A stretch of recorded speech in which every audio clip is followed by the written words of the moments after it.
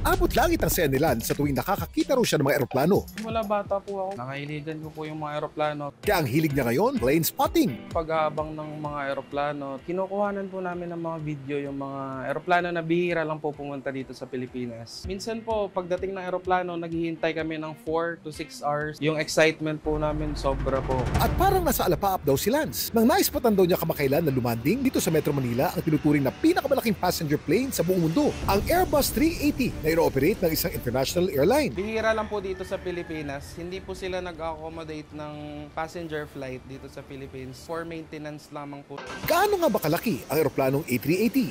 Ang Airbus A380 ang pinakamalaking pampasaherong eroplano sa buong mundo. Ito'y dinevelop ng European Multinational Aerospace Corporation na Airbus. May haba itong 72.7 meters, wingspan na 79.8 meters at kabuuang taas na 24.1 meters. Ang Airbus din ay mayroong dalawang floors, kaya magsakay ng 555 passengers sa tatlong class: first class, business class at economy class. Kung economy configuration ng Airbus, maaaring magsakay ito ng mahigit 815 pasahero. Mas lalo siguro magte-take off ang interest ni Lance kung makita niya ang pinakamalaking eroplano sa kasaysayan. Kaso nasira na ito lang 2022.